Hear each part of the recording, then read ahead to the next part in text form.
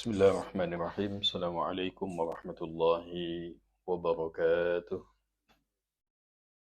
Alhamdulillah. Salatu wassalamu ala Sayyidina Rasulillah Muhammad ibn Abdullah wa ala alihi wa sahbihi wa mawalah. Rabbi shrah li sadri wa yassir li amri wa hlul uqdatan min lisani yafqahu qawli. A'udzu billahi as-sami'il 'alim minasy syaithanir rajim. Bismillahirrahmanirrahim. تبت يدا أبي لهب وتب ما أغنى عنه ماله وما كسب سيصلى نارا ذات لهب وامرأته حمالة الحطب في جيدها حبل من مسد. Alhamdulillah, kita lanjutkan pengajian tafsir kita sampai kepada suratul Masad, atau disebut juga surat Al-Lahab. Penamaan suratnya sesuai dengan nama daripada akhir daripada ayat Al-Lahab, atau juga disebut sebagai surat Al-Masad.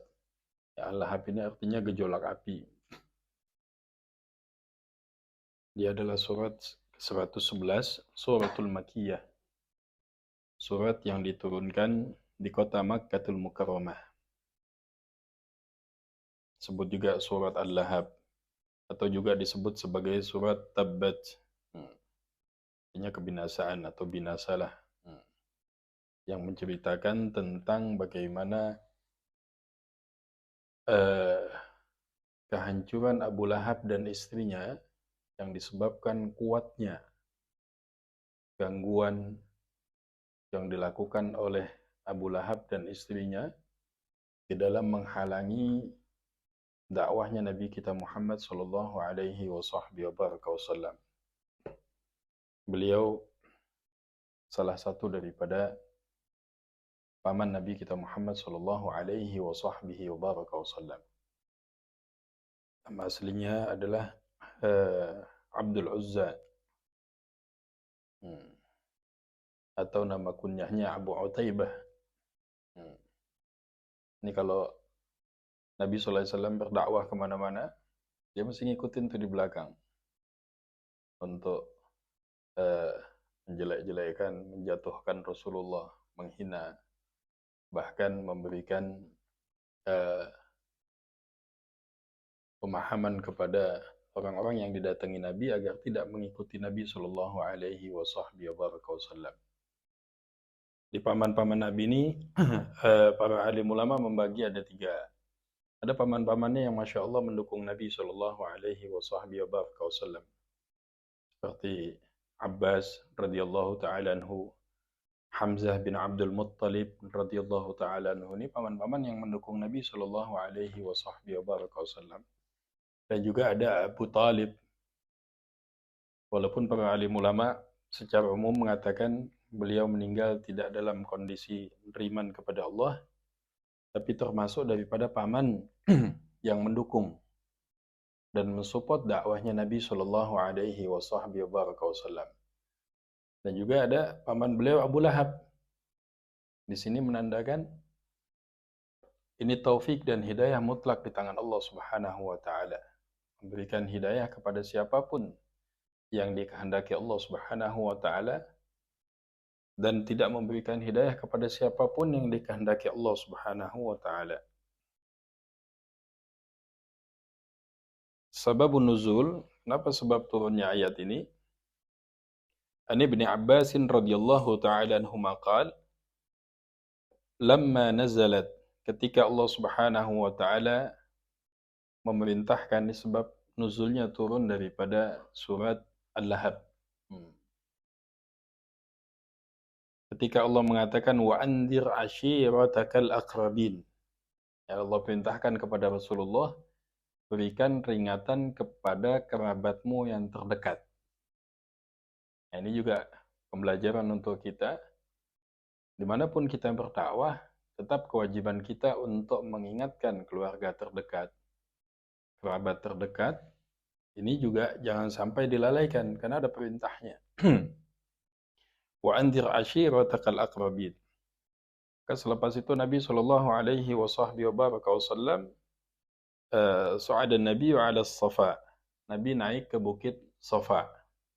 Ini buat kita yang pernah haji dan umrah pasti tahu ada bukit Safa dan Marwa. Naik ke bukit Safa.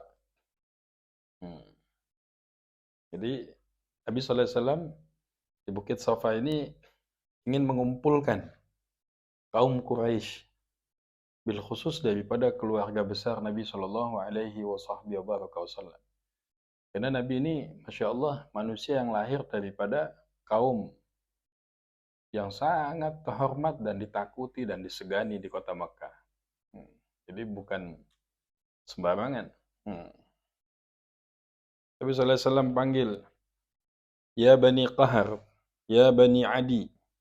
Nabi panggil. Dipanggil semua orang-orang Quraisy, dikumpulkan di atas bukit Safa. Libutunil Quraisy hatta ijtama'u, sampai semuanya kumpul.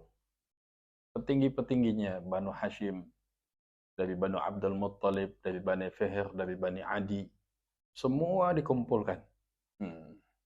Setelah mereka berkumpul, sampai saking penuhnya, maka penuh tempat tersebut.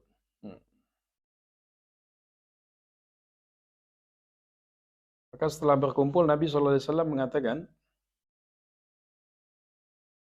bagaimana menurut kalian, ara'aitukum law akhbartukum anna, sesungguhnya ada pasukan di balik bukit Safa ini yang akan menyerang kita. Kalian semua percaya nggak dengan saya?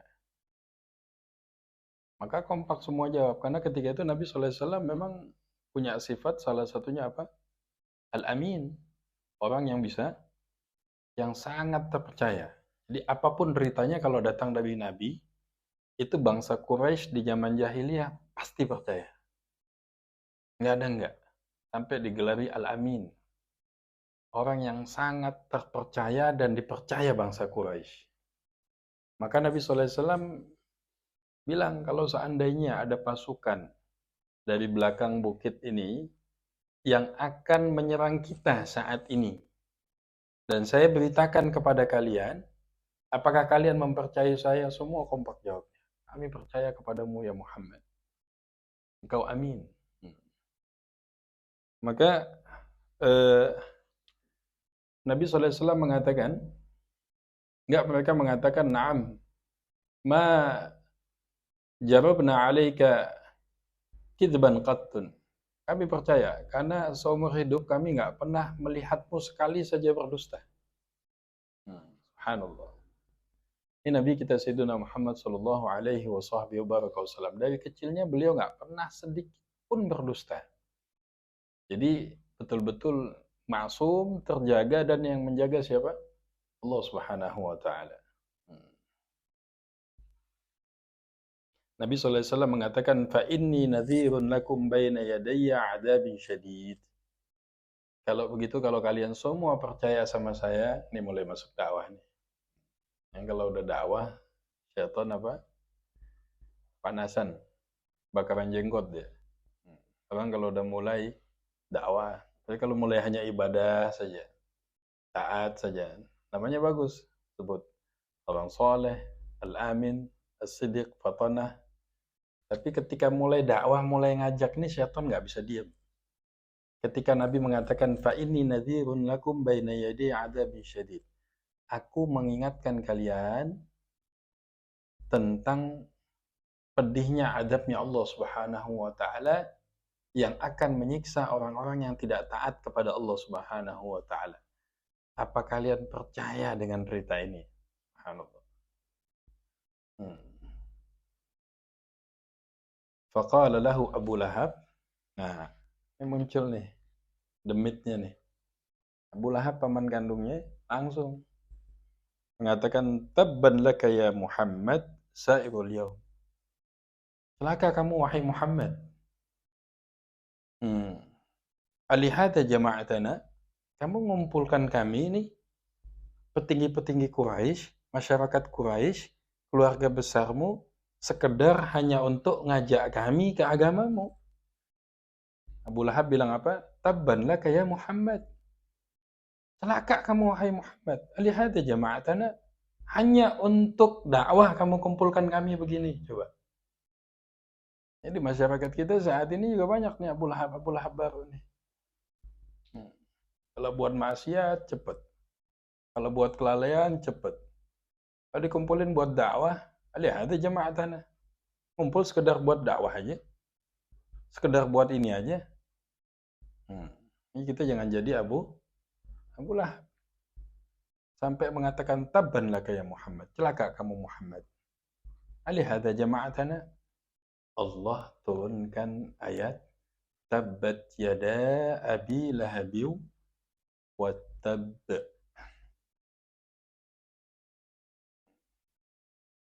Itu teguran keras dari Allah Subhanahu wa taala, sangat keras. Dan ini adalah orang yang termasuk sangat kuat di dalam memusuhi dakwahnya Nabi Shallallahu alaihi wasallam. Tidak hanya beliau, istrinya pun ikut kontribusi nemenin untuk nyakitin Nabi Shallallahu alaihi wasallam, untuk menghina Rasulullah, untuk menjelek-jelekkan Rasulullah, untuk menjatuhkan Rasulullah, bahkan untuk menghalangi dakwahnya Nabi Shallallahu alaihi wasallam. Fa anzalallahu tabbat yada abi lahab wa tab. Allah turunkan surat Al-Lahab ini. Ini adalah suratul Makkiyah. Ayat yang pertama adalah tabbat yada abi lahabi wa tab. Binasalah kedua tangan Abu Lahab dan sesungguhnya dia akan binasa. Wa iyatubillah, Allah turunkan ayat ini. Kenapa? Karena begitu kuatnya al-idza, penghalangan yang sangat kuat kepada dakwah Nabi Shallallahu alaihi wasallam. Kalau Nabi dakwah ke kota Mekah, datang ke satu tempat, Abu Lahab ngikut di belakangnya. Habis Nabi pergi, didatengin, nanti jangan percaya. Muhammad itu mecah belah nenek moyang kita. Muhammad itu punya agama baru. Dia ini majnun. Dia ini kadzab. Dia ini pendusta. Dia ini sahir. Dia ini tukang sihir. Saya pamannya, saya lebih tahu. La haula wala quwwata illa billah. Nah, jadi nggak bisa melihat orang buat baik. Nggak bisa melihat terciptanya sebuah kebaikan. Risau. Ketakutan. Ma aghna anhu maluhu wa ma kasab. Jadi tidaklah berfaedah kepadanya harta benda dan apa yang ia usahakan. Jadi ma aghna anhu. Jadi tidak ada manfaatnya. Maluhu. Maluhu ini apa? Hartanya. Karena dia dikenal juga orang yang punya harta banyak. Punya kekuasaan. Dia punya jabatan. Dia salah satu asyraful Quraisy. Orang yang disegani di kalangan kaum Quraisy. Maka kasab dan seluruh harta benda yang dia miliki. Kasab ini sebagian mufassirin mengatakan bahkan anak-anak yang dia banggakan. Sampai dia pernah bersumpah. Saya nggak takut dengan neraka Tuhannya Muhammad. Saya siap untuk dibakar di neraka, bahkan tidak hanya saya, harta saya dan anak-anak saya. Kita melihat kesombongannya sangat kuat. Jadi tidak hanya istihza, menghinakan, merendahkan Nabi sallallahu alaihi wasallam, bahkan menghalangi. Maka para alim ulama, salah satu dosa yang besar ini apa? Dosa menghalangi orang-orang berbuat baik. Dosa menghalangi orang berdakwah. Nah, sehingga apa? Cari cara untuk supaya dakwah ini tidak terjadi. Supaya dakwahnya Nabi SAW tidak tersiar kemana-mana. Dia berusaha, bahkan tidak hanya dirinya. Istrinya dikerahkan, hartanya digunakan. jabatannya digunakan untuk menghalangi dakwahnya Nabi Shallallahu Alaihi Wasallam.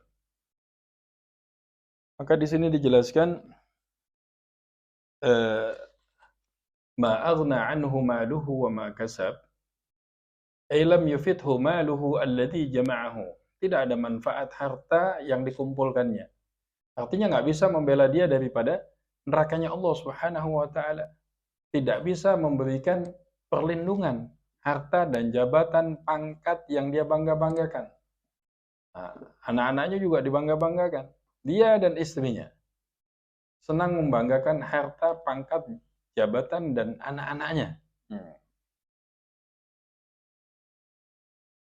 Walajahu, begitu juga dengan jabatannya dan apa yang dia miliki. Alladzi iktasabahu. Qala Ibnu Abbas, Ibnu Abbas radhiyallahu taala anhu, beliau mengatakan wa ma kasab, artinya apa? Minal aulad, daripada juga anak-anak yang dibanggakan.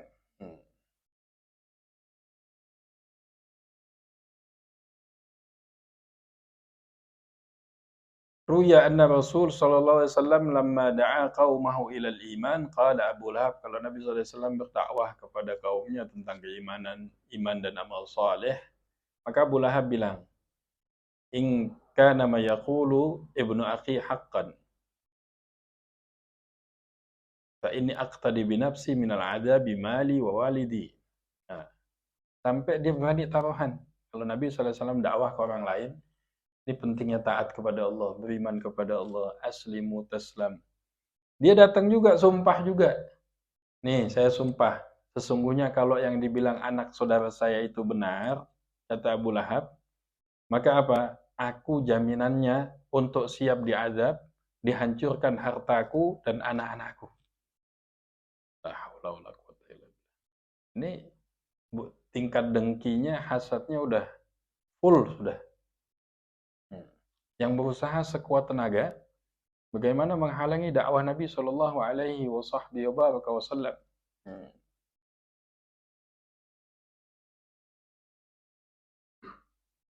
Karena li Abi Lahab thalatha abna. Abu Lahab punya 3 anak. Dia punya 3 anak yang selalu dibangga-banggakannya. Maka Allah Subhanahu wa taala hinakan Abu Lahab sebagai pembelajaran untuk kita. Siapapun di antara manusia ini yang mencoba untuk menghalangi dakwah Nabi Shallallahu Alaihi Wasallam, menghalangi syiar daripada syiarnya Islam, maka dia akan menimpa hal yang sama seperti yang ditimpa Abu Lahab. Sampai Allah menjelaskan ma aghna anhu maluhu wa ma kasab. Ma aghna ini apa? Bisa 2 makna. Bisa maknanya ma-nya jadi istifham.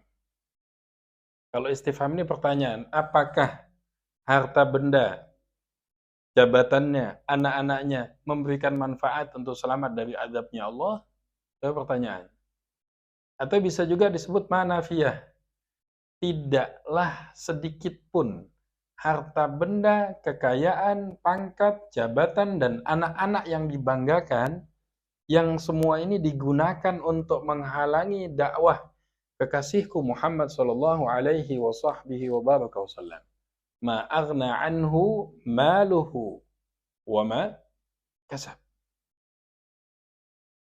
Dan ayat berikutnya Allah mengatakan sayaslana randata lahab.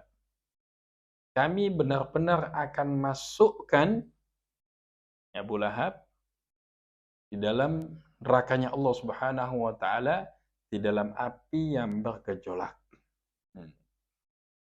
Jadi Nabi SAW mendoakan semua pamannya, keluarganya, kerabatnya, para sahabatnya. Bahkan Nabi doakan orang-orang yang memusuhi Nabi Shallallahu Alaihi Wasallam. Tapi di sini Allah Subhanahu Wa Taala ingin memberikan ibar, pembelajaran yang kuat di dalam ayat ini. Siapapun yang memusuhi daripada dakwah Nabi Shallallahu Alaihi Wasallam, Allah hinakan di dunia wal akhirah, sehingga ayat ini kita baca. Nah, ini dibaca umat Islam nih dalam sholat 5 waktu, dibaca dalam sholat sunnah, dibaca agar menjadi ibar, menjadi pembelajaran. Sayasla naran dzata lahab, naran dzata lahab. Jadi api yang bergejolak yang sebagian mufassir mengatakan udah nggak ada asapnya lagi apinya. Api yang betul-betul menyala tanpa asap. Ay sayadkhulu naran hamiyah. Wa imra'atuhu, dan istrinya siapa? Abu Lahab. Nah, ini kalau nggak salah namanya Ummu Jamil panggilannya. Eh, saudara perempuan daripada Abu Sufyan.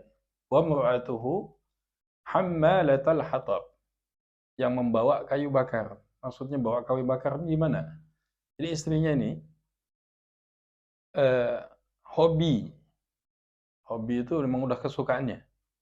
Hobi setiap hari ngumpulin kayu-kayu ataupun duri-duri yang bisa menusuk kaki dan melukai.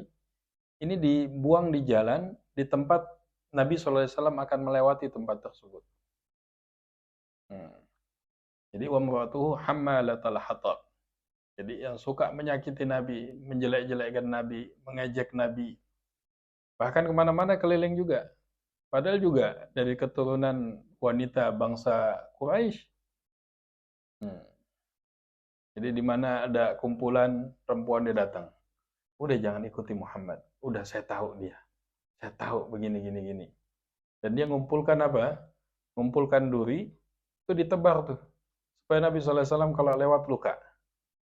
Pernah satu saat eh, Nabi SAW sedang beribadah dengan Sayyidina Abu Bakar Siddiq di depan Ka'bah.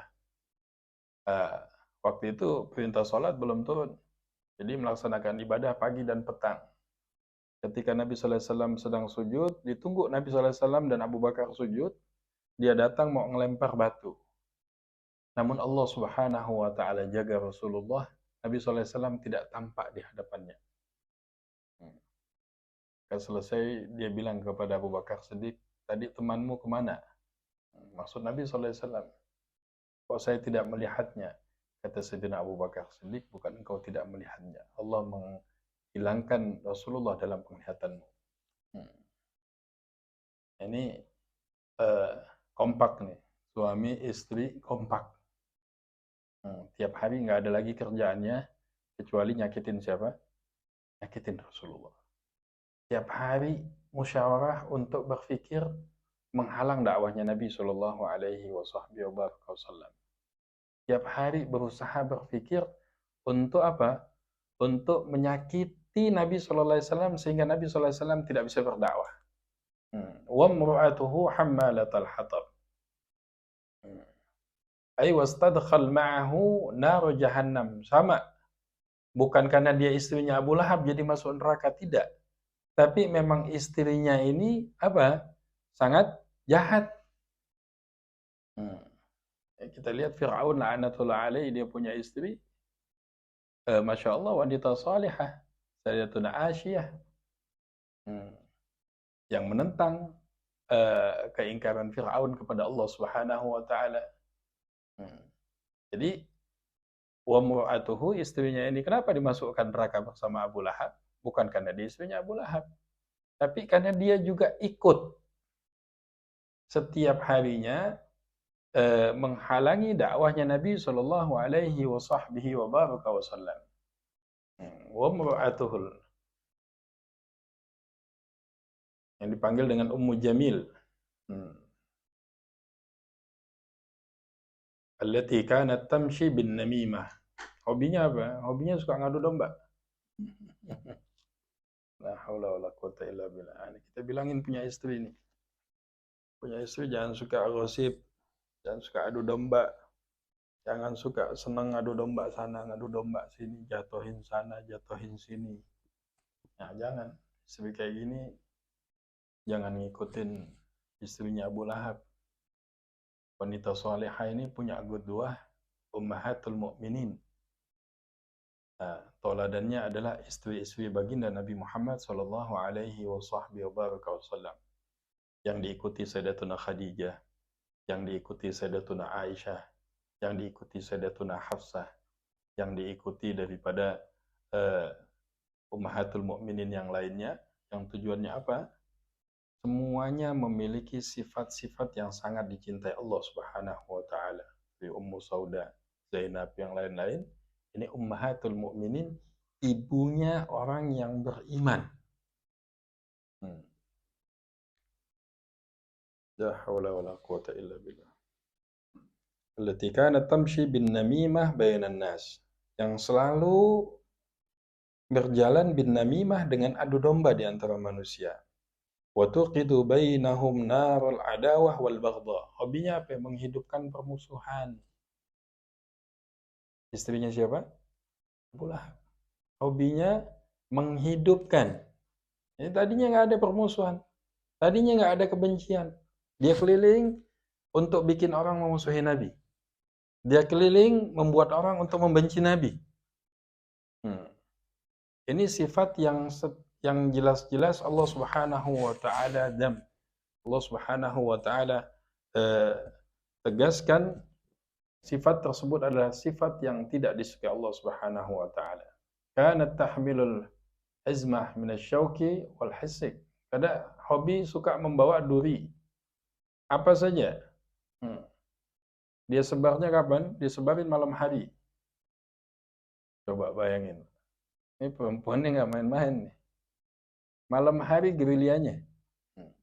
Kejahatan itu malam hari. Disebar tuh duri-duri itu. Nah, kalau bahasa kita disebar tuh beling. Disebar tuh paku. Disebar kalau nanti orang lewat, dia pasti kena. Nggak mungkin nggak kena. Ditariqi Nabi SAW, diidaihi, di jalannya Nabi SAW untuk menyakitinya. Karena tamshi bin namimah bainan nas, juga berjalan bawa namimah di tengah-tengah manusia untuk merusak sesama mereka. Fi jidiha hablum min masad. Jadi fi jidiha, biasanya kalau bahasa Arab ini jid ini leher yang bagus. Di lehernya istrinya Abu Lahab tadi, hablum min masad, habl, tali yang terbuat dari api neraka. Masadnya dari sabut sebetulnya. Karena memang kemana-mana katanya, di sini dijelaskan ulama, dia kadang suka pakai rantai. Kadang dari besi, kadang dari emas. Kadang memang dia bawa tali yang dia bawa untuk membawa kayu-kayu yang berduri tadi untuk menyakiti Nabi SAW. Maka sebagian ulama mengatakan fi jidiha hablum min masad. Biasanya leher kalau untuk perempuan ini, kalau dibilang jid, itu sesuatu yang paling berharga. Ini digunakan dengan nikmat yang Allah kasih, malah menjatuhkan dirinya, digunakan untuk menyakiti Nabi Shallallahu Alaihi Wasallam. Fi jidiha hablum mim masad. Yaitu dia mengikatkan tali di lehernya. Nanti yang akan diseret-seret pada hari kiamat. Imam Mujahid mengatakan dia adalah kalung yang terbuat dari besi. Nah, ini apa? Kesombongan. Nah, ini kompak, suami istri kompak untuk menghalangi dakwahnya Nabi. Jadi suaminya bikin gerakan, istrinya juga bikin gerakan. Allah Subhanahu wa taala tegaskan dalam ayat ini, tabbat yada abi lahabi wa tabb, ma aghna anhu maluhu wa ma kasab, sayasla naran dhata lahab wa imra'atuhu hammalatal hatab, fi jidiha hablum min masad. Ini ayat dibaca umat Islam dalam sholat 5 waktu, dibaca dalam sholat sunnah kadang.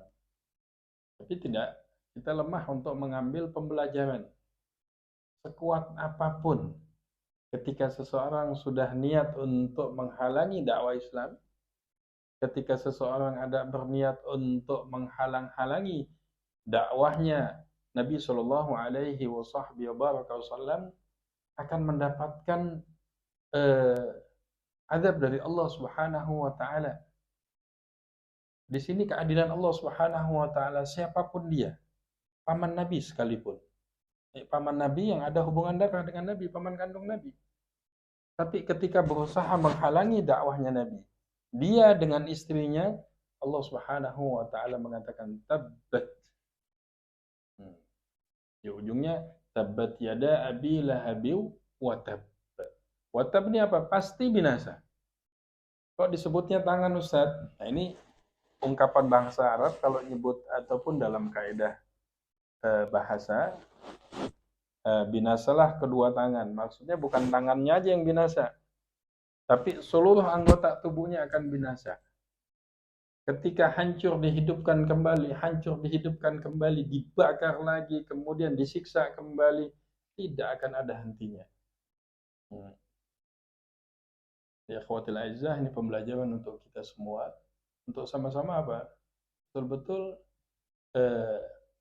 menjaga diri kita. Nah, Nabi SAW mengatakan dalam hadis, siapa yang beriman kepada Allah dan hari akhir, falyakul khairan aw liyasmut. Kalau kita belum mampu untuk mensyiarkan dakwah, belum mampu untuk maksimal taat kepada Allah, jangan sampai lisan kita menghalangi dakwah Nabi Shallallahu Alaihi Wasallam. Jangan sampai ucapan kita, perbuatan kita menjadi sebab terhalangnya kebaikan yang harus disebarkan di dalam Islam. Karena Nabi SAW mengatakan, ad-dalu 'alal khair kafa'ilihi. Orang yang mengajak kepada kebaikan, dia akan mendapatkan pahala seperti orang yang mengerjakan kebaikan tersebut. Maksud hadis ini apa mafhumnya?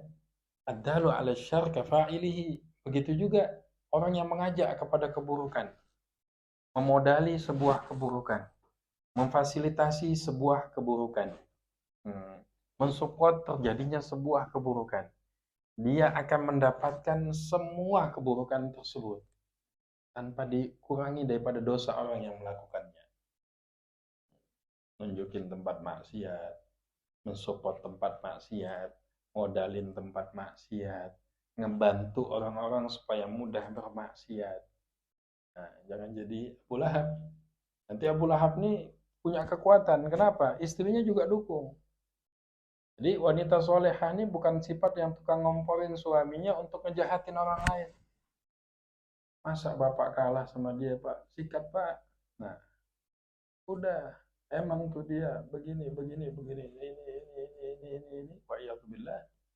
Ini sifat yang Allah jelaskan yang dimurkai Allah Subhanahu wa taala. Wa mura'atuhu hammalatal. Apakah cuma sekali? Tidak. Setiap hari berusaha nyakitin Nabi Shallallahu Alaihi Wasallam. Hampir setiap hari dia berusaha nyiramkan atau nyebar duri-duri di jalan, di mana jalan tersebut dia tahu bakal dilewati Nabi Shallallahu Alaihi Wasallam. Sampai dalam sebagian riwayat Nabi SAW terluka dengan sebab duri yang disebarkan tersebut. Jadi Allah Subhanahu wa taala jelaskan ayat ini ayatul makkiyah, dan Allah Subhanahu wa taala turunkan ayat tersebut ketika Nabi sallallahu alaihi wasallam mengumpulkan bangsa Quraisy di Bukit Safa. Pembelajaran dari kita dalam ayat ini, untuk bersungguh-sungguh di dalam dakwahnya Nabi sallallahu alaihi wasallam, bersungguh-sungguh sesuai dengan kemampuan yang Allah berikan kepada kita. Kita mengajak manusia sebanyak-banyaknya taat kepada Allah, dan ingat, siapapun yang menghalangi dakwahnya Nabi, siapapun yang menghambat syiar dakwahnya Islam, pasti Allah Subhanahu wa taala akan berikan ganjaran yang setimpal sesuai dengan apa yang dilakukannya. Imma Allah berikan hidayah. Banyak juga yang Allah berikan hidayah, yang tadinya menyakiti Nabi, menghina Nabi, ingin membunuh Nabi.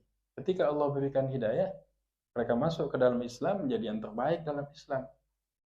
Banyak juga wa'iyatubillah, sehingga Abu Lahab ini dalam sebagian riwayat disebutkan ketika meninggalnya, ada ulama yang mengatakan dia meninggal kena penyakit lepra itu, sehingga bau busuk jenazahnya tidak ada yang mau memakamkan. Semua ketakutan, takut tertular. Sehingga dimakamkan di bawah tempat tidurnya, digali kemudian dibuang. Begitu juga wa'iyatubillah, istrinya meninggal dalam kondisi yang sangat mengenaskan. Ini disebabkan apa? Luar biasanya penghalangan keduanya terhadap dakwah Nabi Shallallahu Alaihi Wasallam. Semoga Allah Subhanahu Wa Taala jauhi kita dari sifat-sifat yang tidak diridhai Allah Subhanahu Wa Taala. Allah hadiahkan kepada kita husnul khatimah. Allah gunakan kita. Allah pilih kita dalam perjuangan agama Allah Subhanahu Wa Taala untuk ittiba, mengikuti jejak tauladan kita, Nabi kita Sayyidina Muhammad Shallallahu Alaihi Wasallam. Subhanakallahumma bihamdika asyhadu an la ilaha illa anta astaghfiruka wa atubu ilaik. Billahi taufiq wal hidayah. Assalamualaikum warahmatullahi wabarakatuh.